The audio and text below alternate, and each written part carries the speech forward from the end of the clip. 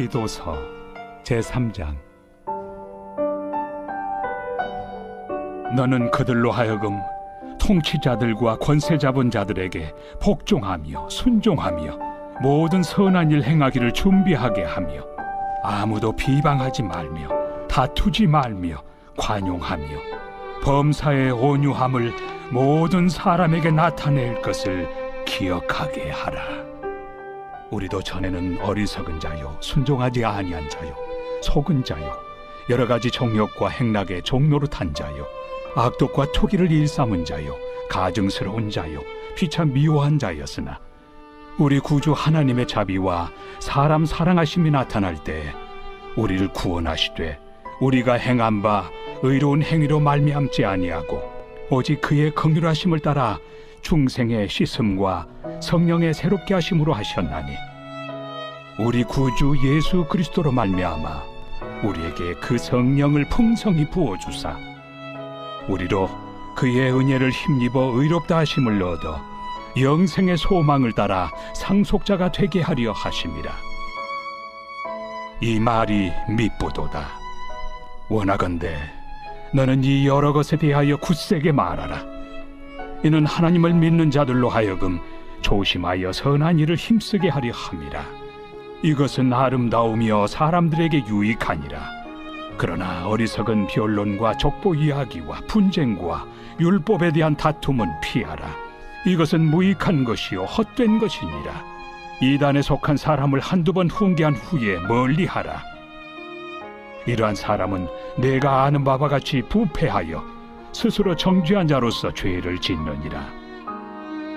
내가 아데마나 두기고를 내게 보내리니 그때 내가 급히 니고볼리로 내게 오라. 내가 거기서 겨울을 지내기로 작정하였노라.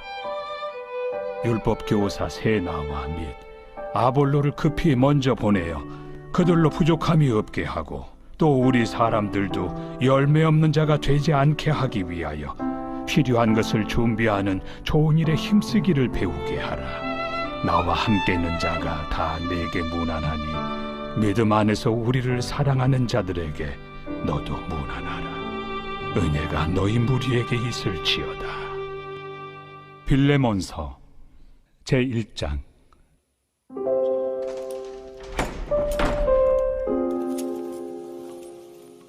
그리스도 예수를 위하여 갇힌 자 된 바울과 및 형제 디모데는 우리의 사랑을 받는 자요 동역자인 빌레몬과 자매 아비아와 우리와 함께 병사된 아키뽀와 내 집에 있는 교회에 편지하노니 하나님 우리 아버지와 주 예수 그리스도로부터 은혜와 평강이 너희에게 있을지어다. 내가 항상 내 하나님께 감사하고 기도할 때 너를 말함은 주 예수와 및 모든 성도에 대한 내 사랑과 믿음이 있음을 들음이니 이로써 내 믿음의 교제가 우리 가운데 있는 선을 알게 하고 그리스도께 이르도록 역사하느니라. 형제여, 성도들의 마음이 너로 말미암아 평안함을 얻었으니 내가 너의 사랑으로 많은 기쁨과 위로를 받았노라. 이러므로 내가 그리스도 안에서 아주 담대하게 내게 마땅한 일로 명할 수도 있으나 도리어 사랑으로서 강구하노라. 나이가 많은 나 바울은 지금 또 예수 그리스도를 위하여 갇힌 자 되어 갇힌 중에서 낳은 아들 오네시모를 위하여 내게 강구하노라. 그가 전에는 내게 무익하였으나 이제는 나와 내게 유익함으로 내게 그를 돌려보내노니 그는 내 신복이라. 그를 내게 머물러 있게 하여 내 복음을 위하여 갇힌 중에서 내 대신 나를 섬기게 하고자 하나 다만 내 승낙이 없이는 내가 아무것도 하기를 원하지 아니하노니 이는 너의 선한 일이 억지같이 되지 아니하고 자의로 되게 하려 함이라. 아마 그가 잠시 떠나게 된 것은 너로 하여금 그를 영원히 두게 함이리니 이후로는 종과 같이 대하지 아니하고 종 이상으로 곧 사랑받는 형제로 둘 자라. 내게 특별히 그러하거든 하물며 육신과 주 안에서 상관된 내 길이야. 그러므로 내가 나를 통역자로 알진대 그를 영접하기를 내게 하듯 하고 그가 만일 내게 불의를 하였거나 내게 빚진 것이 있으면 그것을 내 앞으로 계산하라. 나 바울이 친필로 쓰노니 내가 갚으려니와 네가 이외에 내 자신이 내게 빚진 것은 내가 말하지 아니하노라. 오 형제여, 나로 주 안에서 너로 말미암아 기쁨을 얻게 하고 내 마음이 그리스도 안에서 평안하게 하라. 나는 네가 순종할 것을 확신함으로 내게 썼노니 내가 말한 것보다 더 행할 줄을 아노라. 오직 너는 나를 위하여 숙소를 마련하라. 너희 기도로 내가 너희에게 나아갈 수 있기를 바라노라. 그리스도 예수 안에서 나와 함께 갇힌 자 에바브라와 또한 나의 동역자 마가, 아리스다고, 데마, 누가가 문안하느니라. 우리 주 예수 그리스도의 은혜가 너희 심령과 함께 있을지어다. 이제 하나님께서 우리에게 주시는 말씀을 나누겠습니다. 하나님 말씀은 신약성경 마태복음 24장 1절에서 2절 말씀입니다. 다 같이 일어나서 하나님의 말씀을 경청하겠습니다. 하나님 말씀을 봉독하겠습니다. 예수께서 성전에서 나와서 가실 때에 제자들이 성전 건물들을 가리켜 보이려고 나아오니 대답하여 이르시되 너희가 이 모든 것을 보지 못하느냐? 내가 진실로 너희에게 이르노니 돌 하나도 돌 위에 남지 않고 다 무너뜨려지리라. 아멘. 이 말씀은 하나님의 말씀입니다. 아멘. 인도의 간디가 영국에서 공부하던 시절이었습니다. 그가 다니던 학교에는 피터스라고 하는 교수님이 있었는데요. 이 교수는 이 영국의 식민지였던 인도에서 온 이 젊은이, 깡마르고 볼품없는 유학생 간디를 별로 좋지 않은 시선으로, 달갑지 않게 그렇게 여겼습니다. 하루는 간디가 학교 식당에서 점심을 먹고 있는 그 교수 옆에 어떻게 하다 보니 우연히 그 교수 옆에 앉게 되었습니다. 피터스 교수는 자기 옆에 간디가 앉아 아주 좋지 않은 표정을 지으며 이렇게 이야기했습니다. 여보게 간디, 아직도 잘 모르는 모양인데 돼지와 새가 함께 앉아서 식사를 하는 경우는 없네. 교수가 간디에게 아주 모욕적인 이야기를 한 것이죠. 하지만 간디는 웃으며 이렇게 이야기했습니다. 아, 걱정 마세요 교수님, 제가 얼른 다른 곳으로 날아갈게요. 교수가 보기 좋게 한 방 먹은 것입니다. 화가 잔뜩 난 교수는 이 학생을 어떻게 골탕 먹일까 하다가 여러 가지 생각을 하다가 하루는 수업 중에 그 간디에게 이렇게 질문을 했습니다. 간디 학생, 자네가 길을 걷다가 2개의 자루를 발견했네. 한 자루에는 돈이 가득 담겨 있고 한 자루에는 지혜가 가득 들어 있어. 자, 둘 중 하나만 좋을 수 있다면 자네는 어느 쪽을 선택하겠나? 간디가 대답했습니다. 그야 당연히 돈자루죠. 간디의 대답을 들은 교수는 혀를 끌끌 차며 이야기합니다. 아이고, 참 한심하구만. 내가 자네였다면 나는 지혜를 택했을 것이네. 다른 친구들은 어떤가? 그러자 간디가 다시 이야기합니다. 아, 그러시군요. 그런데 교수님, 사람은 각자 자신이 가지고 있지 않은 것을 선택하는 것 아니겠어요?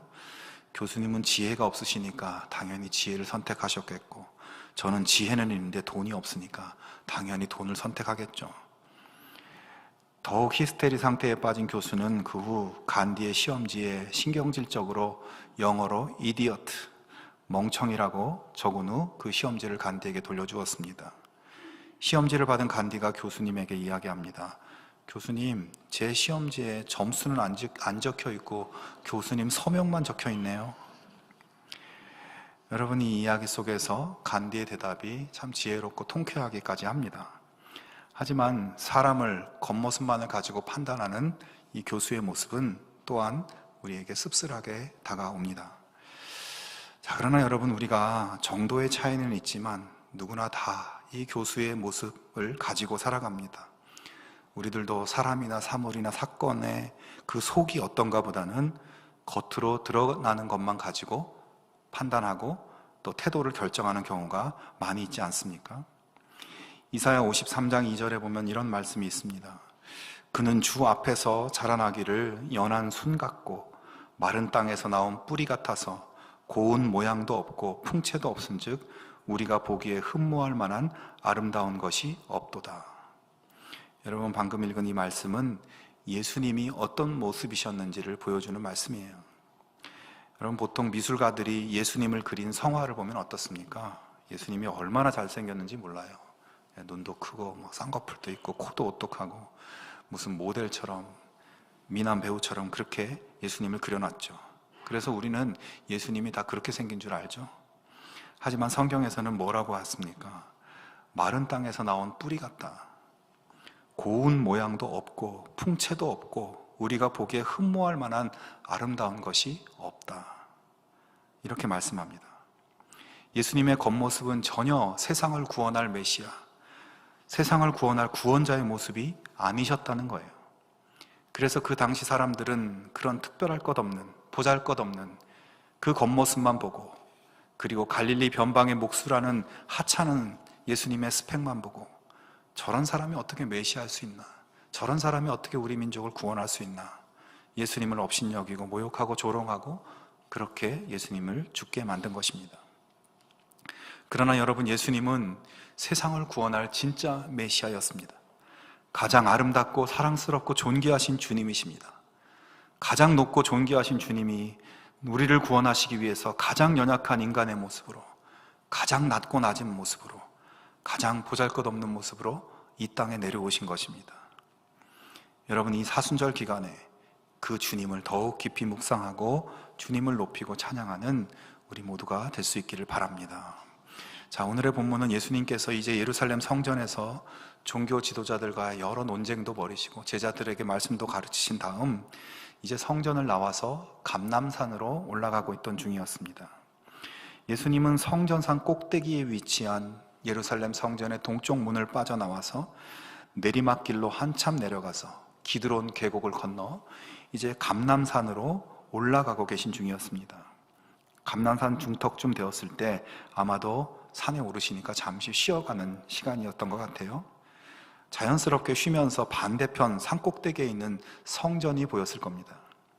그래서 1절에 보면 제자들이 이때 예수님께 성전 건물들을 가리켜 보였다라고 이렇게 되어 있어요. 오늘 마태복음에서는 그냥 제자들이 가리켜 보였다라고 되어 있지만 마가복음 13장에서는 제자들이 예수님께 성전을 가리키면서 이렇게 이야기하고 있습니다. 선생님, 보소서, 이 돌들이 어떠하며 이 건물들이 어떠하니까. 이렇게 상세하게 마가복음이 되어 있어요. 자, 제자들의 이 말은 무슨 말입니까? 예수님, 저 성전 좀 보십시오. 정말 대단하지 않습니까? 정말 멋있지 않습니까? 정말 아름답지 않습니까? 이렇게 예수님에게 말하고 있는 거예요. 그런 제자들의 물음에 예수님은 뭐라고 말씀하십니까? 2절에 보면 너희가 이 모든 것을 보지 못하느냐? 내가 진실로 너희에게 이르노니 돌 하나도 돌 위에 남지 않고 다 무너뜨려지리라. 아마 예수님이 좀 인상을 쓰면서 말씀했을 것 같아요. 예수님은 성전을 보며 제자들처럼 감탄하면서 야, 너희들 말대로 정말 성전이 아름답구나, 성전이 너무 멋있구나, 예수님이 이렇게 이야기하지 않으신 겁니다. 마치 성전을 저주하듯이 저게 그렇게 대단해 보이니 돌 위에 돌 하나도 남지 않고 다 무너질 것이다. 여러분, 예수님은 왜 하나님을 예배하는 이 아름다운 성전을 이렇게 저주하고 이렇게 악담을 하고 계신 것일까요? 여러분, 원래 이스라엘의 이 예루살렘 성전은 다윗의 아들인 솔로몬 왕이 처음 지었습니다. 그러니까 최초의 성전은 솔로몬 성전이었어요.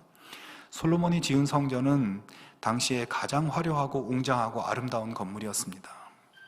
그러나 그로부터 400년이 지난 후에 그토록 아름답던 솔로몬 성전은 바벨론에 의해서 완전히 파괴됩니다.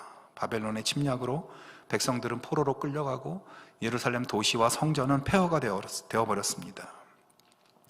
자, 그렇게 폐허가 된 지 70년이 지난 다음 페르시아가 패권을 잡았을 때 바벨론의 포로로 잡혀갔던 유대인들이 다시 예루살렘으로 돌아옵니다.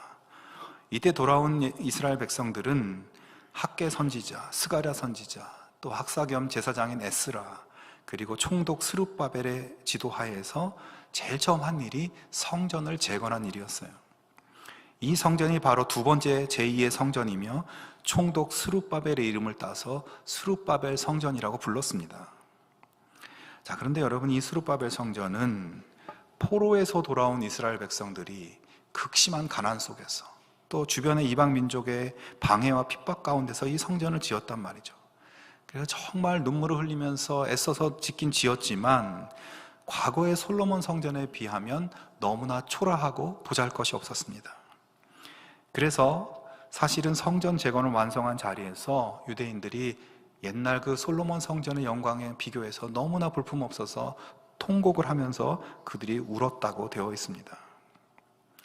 그 후 300년쯤 지난 주전 20년, 유대의 헤롯 대왕은 이 볼품없는 스룹바벨 성전을 다시 세울 계획을 세우고 성전 건축을 다시 시작합니다. 그는 과거의 솔로몬 성전의 영광을 회복하겠다는 포부를 가지고 성전 건축을 기획해요. 그래서 너비 325m, 길이 500m의 건물 규모의 1.6km의 둘레의 광장을 설계했습니다. 성전 전체의 면적은 14만 평방미터, 축구 경기장 12개가 들어갈 수 있는 넓이였어요. 이 건축에 사용된 돌은 가장 큰 것이 길이 18m에 무게는 7톤 이상 나가는 돌이었습니다. 여러분, 18m의 7톤짜리 돌을 어떻게 성전상 꼭대기까지 올려놓을 수 있었겠어요? 특히 이 성전 외벽에 쓰인 돌들의 규모도 크지만 그 돌들은 그냥 돌이 아니라 노란색을 띤 화강암들만 썼습니다. 그래서 이 노란색 화강암으로 이 성전 외벽을 지었기 때문에 해가 지는 석양대가 되면 태양빛을 받아서 이 성전 건물이 마치 황금으로 둘러싸인 것처럼 그렇게 빛이 났다고 합니다. 여러분, 한번 상상해 보십시오. 성전산 꼭대기에, 산 꼭대기에 우뚝 솟은 거대한 성전 건물이 황금빛으로 반짝이는 모습, 아마 보는 사람마다 감탄하고 그 위용에 압도되었을 겁니다.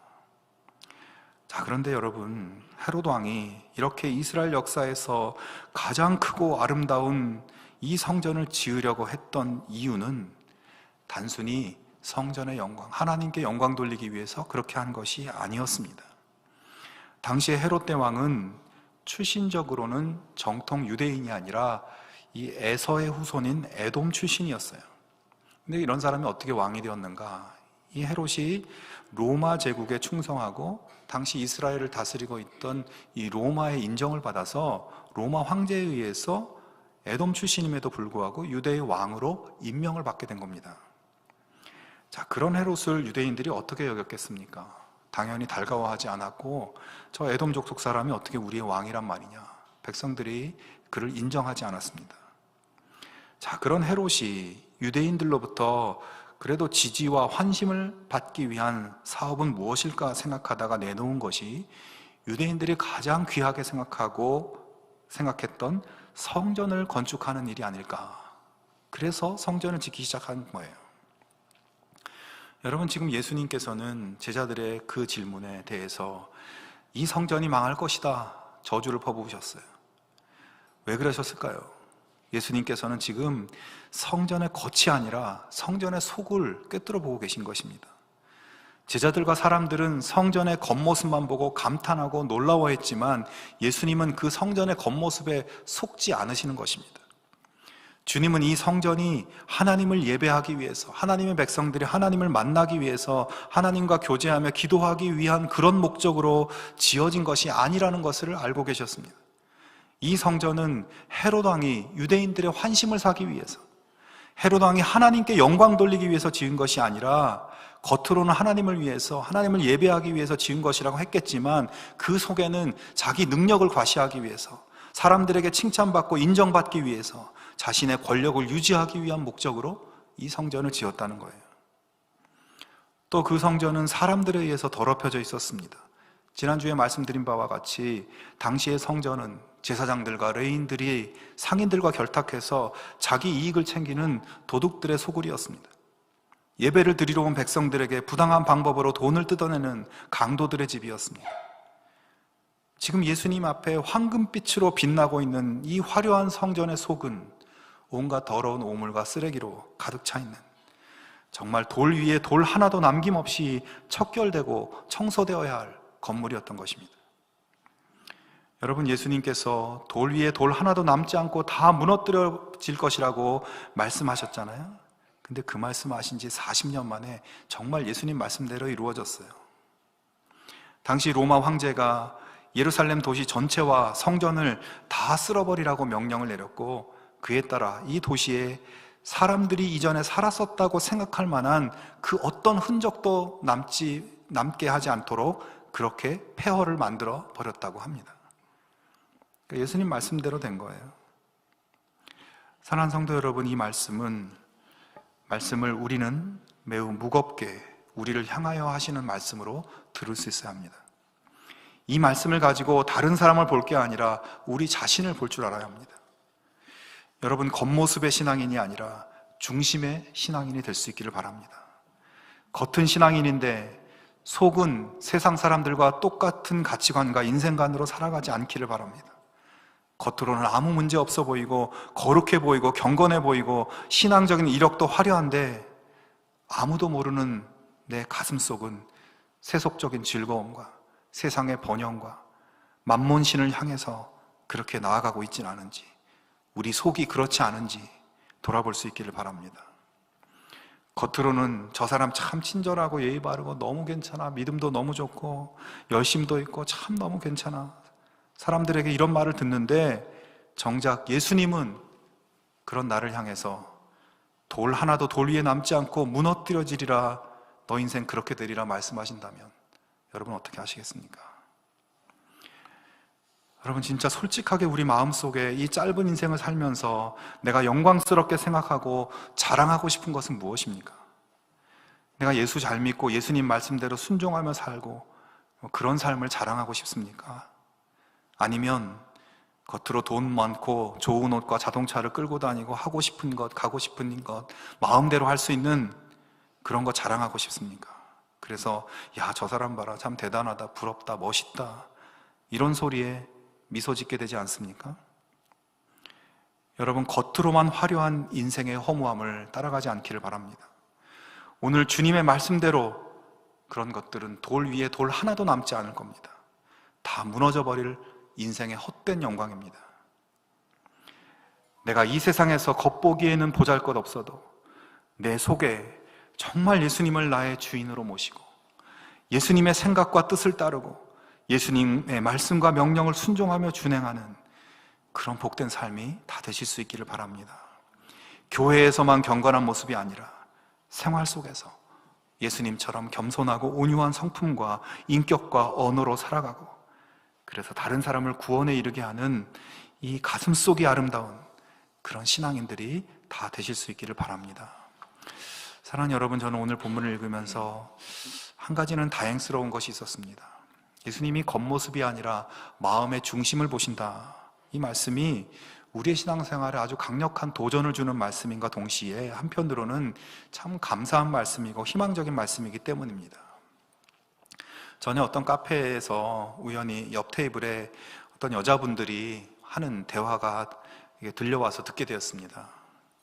그분들이 이제 카페 앞에 어떤 여자분이 서 있었는데 그 서 있는 여자분을 보면서 이 카페 안에 있는 분들이 얘기를 나누는 거예요. 제가 보기에는 너무 평범해 보이는 여자분이셨는데 그분들은 저 사람이 입은 원피스와 코트가 어느 브랜드 얼마짜리고 가방과 구두는 얼마짜리인지 견적이 딱 나오더라고요. 그래서 야, 정말 대단한 능력이다 싶었는데요. 여러분, 그분들뿐만 아니라 우리 모두의 눈은 사람을 볼 때 그렇게 겉모습에 주목하고 그 겉모습을 가지고 사람을 판단합니다. 그런 외양을 보고 어떤 사람에게는 굽실거리고 어떤 사람은 무시하고 그렇게 합니다. 그러나 여러분, 우리 주님은 그런 분이 아니시라는 거죠. 우리 주님은 우리의 겉모습이 아니라 우리의 속사람을, 우리의 중심을 보신다는 겁니다. 각 사람에게 주어진 하나님의 형상을 보시고 아무리 초라해 보이는 사람, 아무리 보잘것없는 사람이라도 온 우주보다 귀한 생명으로 그를 대하시고 자기 목숨을 바쳐서 구원하시는, 그를 하나님의 걸작품으로 보시는 예수님이시라는 거예요. 주님이 그런 눈을 가지고 우리를 보시는 분이기에 오늘 우리가 얼마나 큰 혜택을 누리고 우리의 생명이 이렇게 구원받은 것 아니겠습니까? 참으로 감사하고 감사한 일이죠. 내가 세상적으로 별 볼 일 없어도, 내가 연약하고 부족해도 주님은 그런 겉을 보지 않으시고 나의 가난한 마음, 내 아파하는 마음, 내 갈급한 마음을 보시고 그런 마음으로 주님만을 의지하는 우리를 정확히 보시고 자신의 모든 것을 쏟아부어서 우리를 사랑해 주신다는 거예요. 여러분, 그 주님만이 우리의 희망이고 그 주님께 희망을 두고 주님을 더욱 의지하는 믿음의 길 걸어가실 수 있기를 바랍니다. 그리고 우리도 또한 예수님과 같은 그런 시각을 가지실 수 있기를 바랍니다. 사람과 사물과 사건을 볼 때 겉모습이 아니라 내면을 볼 수 있는 그런 눈을 우리도 가질 수 있기를 바랍니다.